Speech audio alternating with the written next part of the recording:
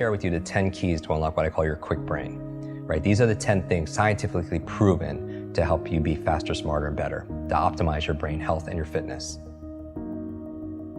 And now, every single thing I'm gonna say, nobody's gonna debate, right? They're gonna say, yes, of course, but common sense is not common practice. So what I'm gonna ask people who are watching this is to rate yourself 0 to 10. How well am I doing in this one area? Like in terms of how I'm eating or exercising or something. And then you'll notice, everyone wants to know what the magic pill is. There's no magic memory pill. They're magic memory processes, right? If everyone wants to know the one silver bullet, you have to do all of these things because that's what falls within the focal point, meaning the 80-20 rule, the 20% that gives you 80% of the results and the rewards.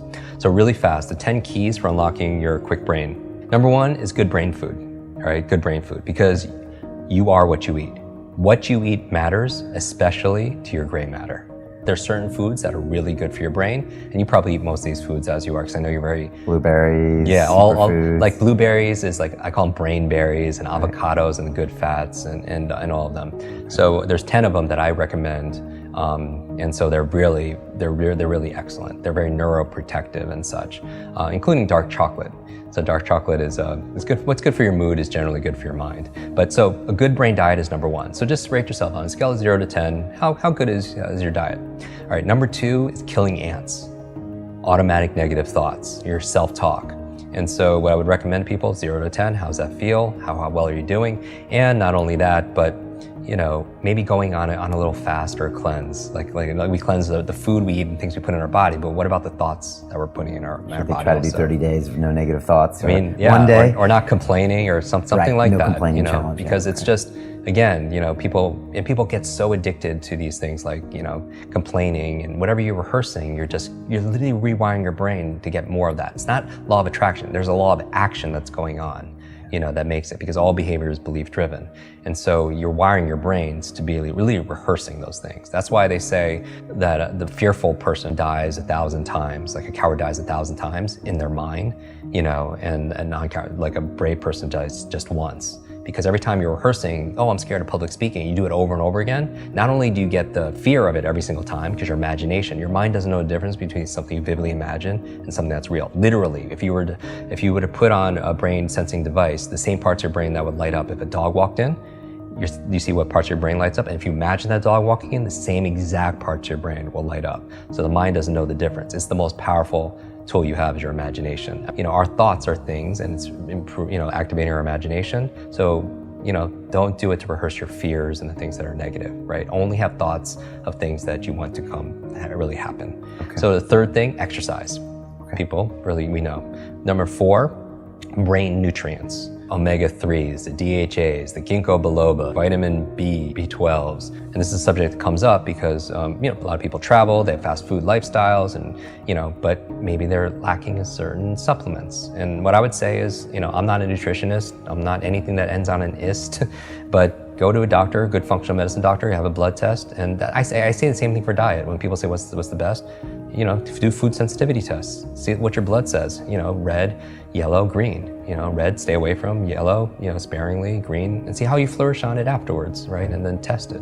But same thing with nutrient profile. You can see what you're deficient at. Because if you're low on B vitamins, if you're low on DHA, then you're gonna have cognitive issues, right? So supplement. 5th thing that you want to optimize your brain is a positive peer group. We know who you spend time with is who you become. And it's not just a positive thinking, affirmation quote. Literally, you have mirror neurons, and your mirror neurons in your nervous system is when you could watch a sport or watch a movie and you could feel what they feel. It's what or you have empathy for other people. We're always imitating people, right? And so who you spend time with is who you become, because you're imitating their habits, their behaviors, their thought patterns, and everything. So that's why they say you're the average of the 5 people you spend the most time with, right? If you're around 9 broke people, you're gonna be the 10th, right? Like, you hear these things all the time, but it's not just your biological networks or your neurological networks. Analyze your social networks, right? Because whether or not you smoke has less to do with your neurological networks and more to do whether or not your friend's friend smoke. Is going to have more of an influence. 6th thing for your brain, clean environment. We know a clean environment is good for your brain. At an anecdotal level, when you clean your desk or you clean your laptop off, you have clarity of thought, right? But I don't just mean that. I mean clean air, clean water, because there's a lot of pollutants that's not good for your cognition, right? So from there, we have number 7, sleep. This is a big one for so many people. Sleep is so important for your brain for 3 reasons. Number one is where you consolidate short to long-term memory. Everyone who pulled an all-nighter back in university, that hurt you because you need that sleep. Number two, it's where you clean out the plaque that could lead to brain aging challenges. And that's what the latest research is saying in terms of leading to dementia and such. And then the third reason is because when you dream. And here's the thing, you're like, what does that have to do with anything, Jim? It's like, you don't know how many amazing ideas and invention, literature, works of art came in dream states. Like, did you know, like I mentioned Mary Shelley, here in London, Frankenstein came to her in a dream. Paul McCartney came up with Yesterday in his dream.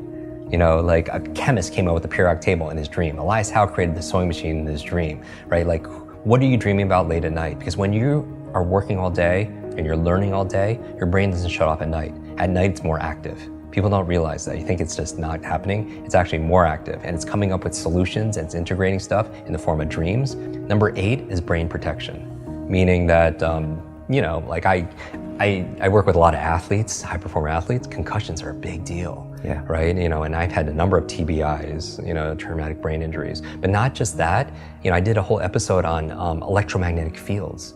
Like, people don't realize that like our smart devices, like our brains didn't really evolve to have like all this electricity like right by our brains, And I read recently that 90% of kids sleep with their phones underneath their pillows. I mean, who knows the effect that's having? So better avoid it. Protect your brain. Okay. Wear a helmet. And then finally, 9 and 10, ninth key to keeping your brain alive is new learnings, right? The neurogenesis and neuroplasticity means neurogenesis, you could create new brain cells the day you die. Science never thought that. Neuroplasticity is saying you could create new connections. The way to improve neurogenesis, neuroplasticity, 2 things: novelty and nutrition. Just like when you're an athlete, just like training your body, you give it novelty or stimulus, and then you feed it with nutrition, right? And so that's how you build your mental muscles too. Finally, number 10, stress management. Stress management, meaning people don't realize it because it's invisible, but it's like you don't realize how much stress you're under until you're on vacation or you're getting a massage. You don't realize because it's all there all the time. It's like the fish that they don't see the water because it's there all the time. So what are we doing to cope? Meditation, relaxation, massage, yoga, whatever it is that gets us stressed.